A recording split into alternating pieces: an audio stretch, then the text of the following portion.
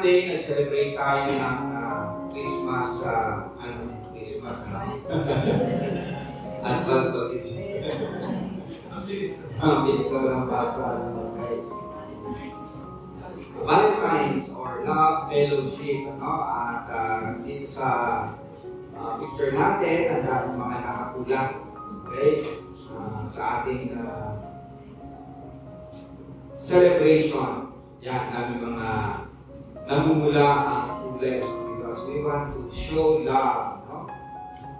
At ang isa sa emphasis ng speaker natin last Sunday ay yung salita ng Diyos na yes, salita ng Diyos noon at salita ng Diyos ito sa mga maraming tao. Pero ang in-emphasize niya ay ito ay salita ng Diyos para rin sa akin, para rin sa inyo. Amen ba? So every time na makakakita natin yung mensahe, sasabihin natin na ito ay mensahe ng Panginoong Diyos sa akin. At ito po ang salita ng Panginoong Diyos. Basahin ko ulit sa Philippians chapter 2, 5 hanggang 8. Tingnan po natin sa next slide. Yung Word of God. In your relationships with one another, have the same mindset as Christ Jesus, who, being in very nature God, did not consider equality with God something to be used to his own advantage. Rather, he made himself nothing by taking the very nature of a servant, being made in human likeness, and being found in an appearance as a man, he humbled himself by becoming obedient to death, even death on a cross. So dito sa Philippians 2:5-8, pinapakita dito yung halimbawa ni Hesus Kristo at kung gaano kalalim ang kanyang pagmamahal sa atin. Sabi dito, true Christian love is more than emotion. It is love in action, modeled after Jesus Christ. So, ano yung mga examples ni Jesus Christ na makikita yung kanyang pagmamahal with action na pwede natin ma-imitate o masunod base sa ating passage sa Philippians 2:5 hanggang 8. Una, ito po, basahin natin sabay-sabay, love that serves. So, isa sa mga attributes ng Panginoong Diyos ay mapagmahal siya. Kasama ito sa communicable attributes na pwede natin gayahin. Pwede natin i-imitate. Itong Diyos natin, na naging tao na si Jesus Christ, makita natin sa buhay niya yung paglilingkod. Sa passage natin, sabi dito, who being in the very nature God, or in other translations, in the form of a God, or in the form of God, Joshua did not consider equality with God something to be used to his own advantage, so he is self-serving. Rather, he made himself nothing by taking the very nature of a servant, being made in human likeness. Very interesting kasi ang ating Panginoong Diyos, modelo ng service, modelo ng paglilingkod. So makikita natin dito sa passage natin na kahit siya ay Diyos, siya ay naglingkod dahil sa kanyang pagmamahal sa amin. Sa Mark 10:45, sabi ni Marcos patungkol kay Jesus Christ, or sabi ni Jesus Christ na ni-record ni Marcos, basahin natin sabay-sabay, the Son of Man himself did not come to be served, but to serve. So, kasama sa nature ng Panginoong Diyos in the person of Jesus Christ ay maglingkod. Sabi niya, hindi siya dumating para paglingkuran siya, kundi siya mismo naglingkod. Wow! Napaka-grabe ang ating Diyos. Diyos na nga siya. Siya mismo ang nagmodelo ng paglilingkod.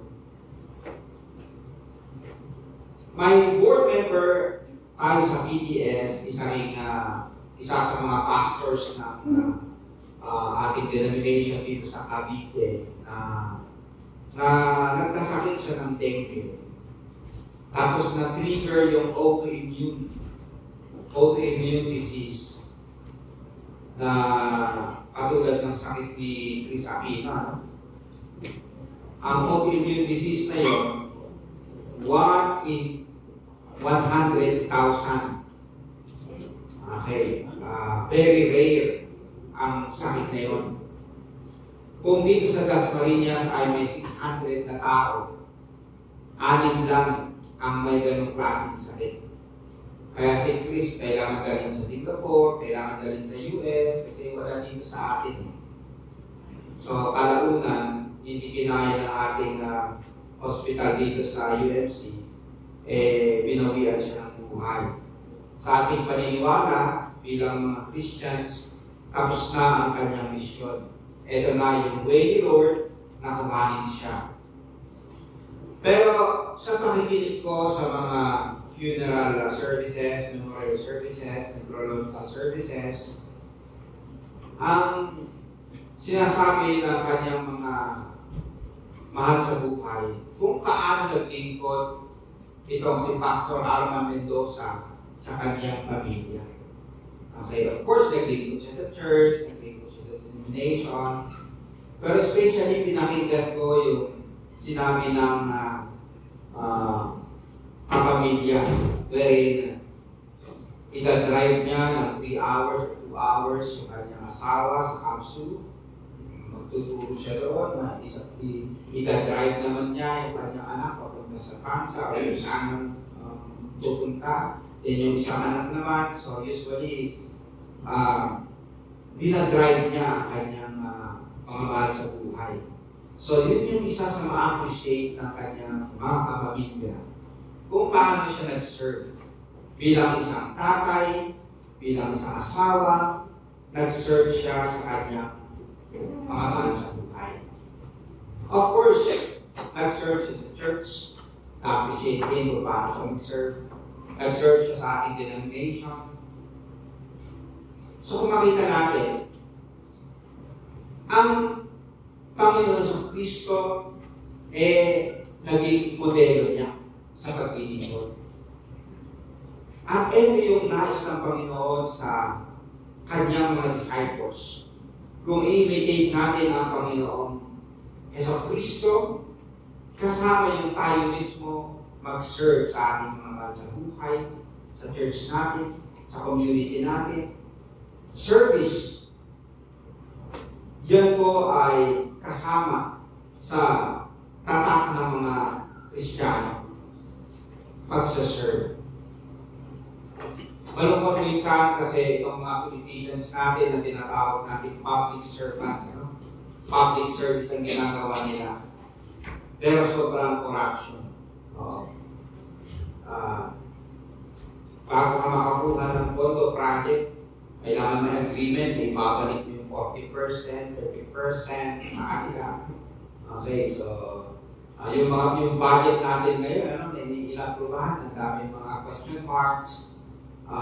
Dahil sa self-interest ng ating mga public servant na tinatawag. But that is not the way Jesus Christ did. At hindi natin ma-expect yung mundo na sundin nila sa Jesus Christ. Pero at least tayo na tinatawag na disciples of the Lord Jesus Christ na masunod natin. Kahit konti yung ginawa ni Jesus Christ. At kailangan natin yung kanyang tulong so we can imitate Him in service. Pangalawa, basahin natin sabay-sabay. Love that submits.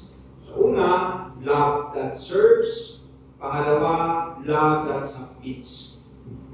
Sabi sa passage natin, who being in very nature God, Okay, siya ay Diyos. Pagdating sa verse 8, and being found in appearance as a man, He humbled Himself. Nagpakumbaba siya. Bakit siya nagpakumbaba?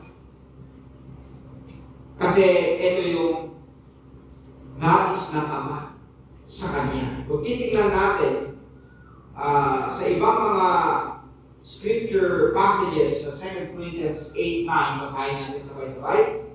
For you know the grace of our Lord Jesus Christ, that though He was rich, yet for your sake became poor, so that by His poverty might become rich.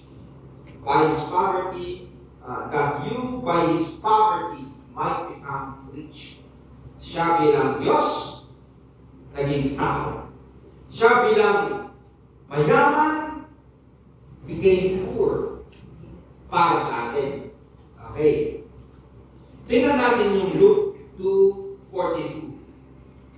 Kung mababasa natin, basahin natin. Father, if you are willing, let this cup pass from me, yet not my will, but yours be done. So dumating sa point na nag-struggle yung will, human will niya sa will ng Diyos. Pero pagka sabi niya, not my will, but your will be done. So etong Jesus, naglingkod siya, submitting His will to the Father's will. He humbled Himself para maging tao siya. In poverty, para mapaglingkuran tayo. Okay, so we have a God na katulad ni Jesus Christ who humbles Himself. So, we are trying to imitate yung humility ni Jesus Christ. Very interesting kasi kahapon, February 22, yun yung Be Humble Day. Okay. Biglang kumalat sa buong mundo na merong Be Humble Day. Diba? Merong Valentine's Day, February 14. Ito naman, sumiglam ngayon na meron din Be Humble Day. Okay. At kung sino man yung founder o nag-initiate nito, hindi malaman kung sino o kailan nag-umpisa. Basta throughout social media, sa internet, meron na itong Be Humble Day. Kahapon yun, kahapon. Sineselebrate sa social media. Prior to the coming of the Lord Jesus Christ, yung humility ay hindi virtue. Especially among the Greeks and Stoics. Alright? Hindi kasi ino-honor yung mapagpakumbaba. In their times, kailangan ikaw ay honorable, ikaw ay matapang, ikaw ay leader. Ito yung mga ino-honor nila, courageous. Yung humility, ini-equate nila sa kanyang mahina, kahinaan.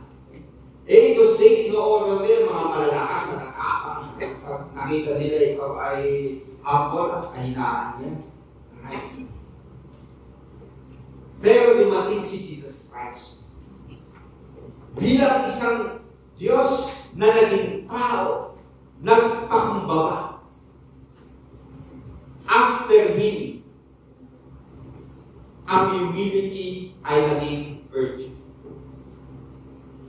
So every time na may magsasabi na Be Humble Day, pinoproclaim natin ang ginawa ni Jesus Christ na nagpakumbaba. Kaya sa history, nung makita nila na effective yung ginawa ni Jesus Christ, mga historians, sinulat na nila na isa sa mga virtues na dapat humility. Pero balikan mo sa Western history, wala yan. Okay, pero after Jesus Christ modeled humility, servanthood, naging, sabihin natin, virtue ang magiging humble.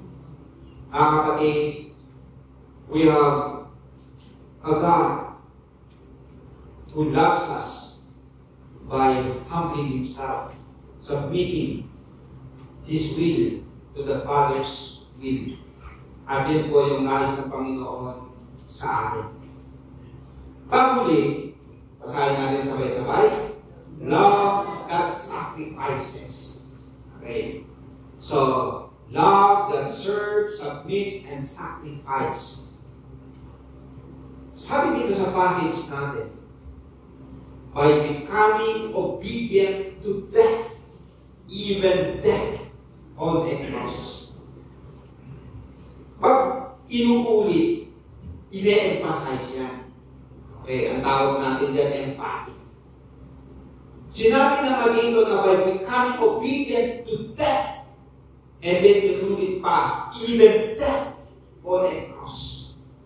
Ine-emphasize para yung magbabasa, yung makikinig, mapakinggan nila ang sakripisyo ni Jesus Christ. Kasama yung sakripisyo niya doon sa krus, yung kanyang kamatayan. So kasama sa kanyang misyon, or eto yung pinaka-misyon niya, na isakripisyo niya ang kanyang buhay para sa iba. Para sa iyo at para sa amin. Yung conversion experience ko ay yung mapakinggan ko, yung tinatawag na message of reconciliation. Na ang Diyos at tao may gap dahil sa kasalanan. Parang magkaaway. Hindi sila at peace. Pero dahil sa ginawa ni Jesus Christ sa krus, binayaran niya. Siya yung naging daan ng kapayapaan ng Diyos at tao.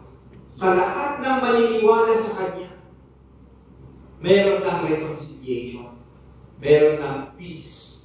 We become at peace with God. Dati, takot tayo sa Kanyang judgment dahil sa ating kasalanan. Pero dahil binayaran na ni Jesus Christ, meron tayong kapayapaan. Wow! Hindi na tayo mapaparusahan sa impyerno. Hindi na. Sa lahat ng sumampalataya, meron ng buhay na walang hanggan. We are at peace. We are reconciled with God dahil sa sacrifice ni Jesus Christ. Sa John 1:29, sabi ni John the Baptist sa kanyang mga disciples, "Look, the Lamb of God who takes away the sin of the world." Itong Lamb of God, yung historical background niya ay sa Old Testament. Noong may judgment na darating sa mga Egyptians, yung firstborn ay mamamatay. Yung 10 plagues, and then yung pang-10, mamamatay yung mga firstborn. Okay. Sabi ng Panginoon sa mga Israelites, magkatay kayo ng lamb, yung dugo niya, ipintura ninyo sa door. Pag nakita ng angel of death, lalampasan. Hindi kayo mamamatay. Pero lahat ng walang dugo, mamamatay ang firstborn. Kasi ang mangyayari at times, Judgment Day. Judgment Day sa Egypt. Ang nangyari, itong mga Israelites, nagkakay sila ng mga lamb, yung dugo, pinintura nila. Walang namatay sa kanila because of the blood. And that looks forward sa blood ni Jesus Christ na nabuhos sa Kalbaryo, that whoever believes in the Lord Jesus Christ, wala ng judgment sa kanila. Dahil inako na ni Jesus Christ. Can you say amen to that? Ganun din yung ritual ng mga Israelites. Every time na may ritual sila, either mayroong kambing or lamb, kinakakay nila pagkatapos sinasakripisyo para mabayaran yung kanilang kasalanan. Pero actually, that looks forward sa pagdating ni Jesus Christ. na siya mismo ang Lamb of God who takes away the sin of the world. Hallelujah. Hallelujah. Pinatawad tayo sa ginawa ni Jesus Christ. Amen. Sa Romans 5:8, basahin natin na sabay-sabay. But God demonstrates His own love for us in this, while we were yet sinners, Christ died for us. Isipin po natin yan. Nung tayo makasalanan pa, minahal na tayo ng Diyos. Hindi yung ngayon na sabihin natin, sumusunod tayo, nagsisimba tayo, ay minahal tayo. Hindi. Nung tayo makasalanan pa, minahal tayo ng Panginoong Diyos. And Jesus Christ died for us, sacrificed Himself. Now, this is now an invitation din sa atin. If we have to model yung sacrificial love ni Jesus Christ, ang response natin is, sa next na slide, is to sacrifice our time para sa ating Panginoong Diyos, para sa iba. Can you say amen to that? Amen. May time tayo ngayon na sumamba, time tayo to have fellowship, makalakas, may time tayo sa iba. Minsan, sa sobrang busy natin, wala na tayong time. Kahit man lang, kamusta na? Okay. Alright. And then yung talents natin. We are invited to offer even our talents. I-sacrifice din natin. And even resources, our tithes and offerings, sacrifice yan. Minsan mahirap gawin. Pero sacrifice. And then forgiving those who have hurt us. Minsan mahirap magpatawad. Pero mas mahirap maging bitter, maging ampalaya, di ba?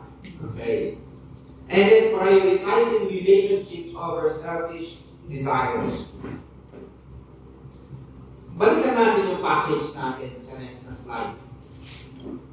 In your relationships with one another, have the mindset as Christ Jesus. So sinasabi ni Pablo dito na i-apply natin itong ginawa ni Jesus Christ sa ating relationship with one another. Okay. Kung ito ang ginawa ni Jesus Christ, ito yung dapat gagawin natin sa ating relationships. Plural. Maraming relationships meron tayo.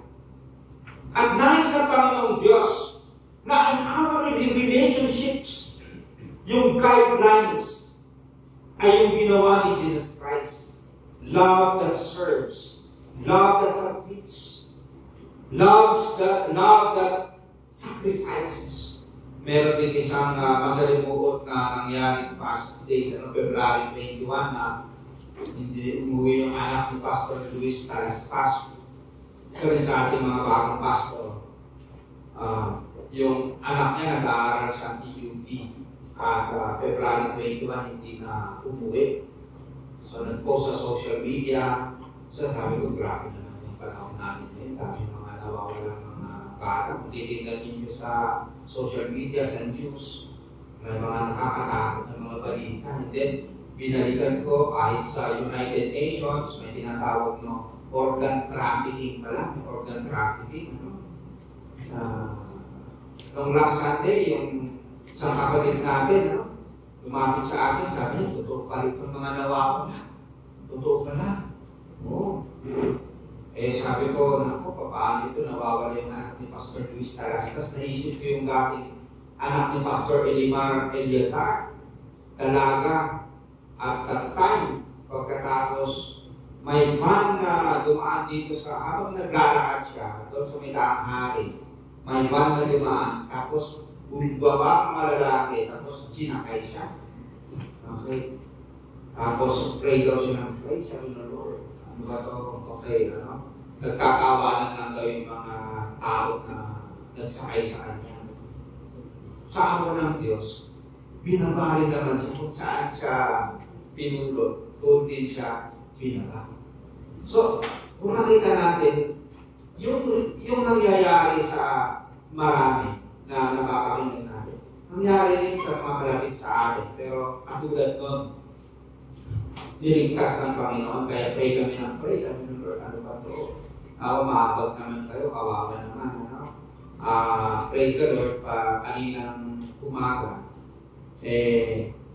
nakita na doon sa GMA. Yung mga details, hindi na, pero natin sabihin natin, okay siya, safe siya. Sa biyaya ng Panginoong Diyos. Pero yung nakita ko dito, yung sakripisyo ng tatay na pumunta ng Laguna, saan pumunta yung CCTV na may tuusap para makita kung patrace kung saan yung bata nagpunta. At kahit na gabi, talagang nagbibiyahe para hanapin ang kanyang nawawalang anak. Ganon katindi yung pagmamahal ng isang ama. Ang tawag natin sa family relationship ay storge. Yung pagmamahal. Storge. Pag sa ating kapamilya. Pero, ang ina-expect ng Panginoon ay hindi lang yung natural na pagmamahal natin.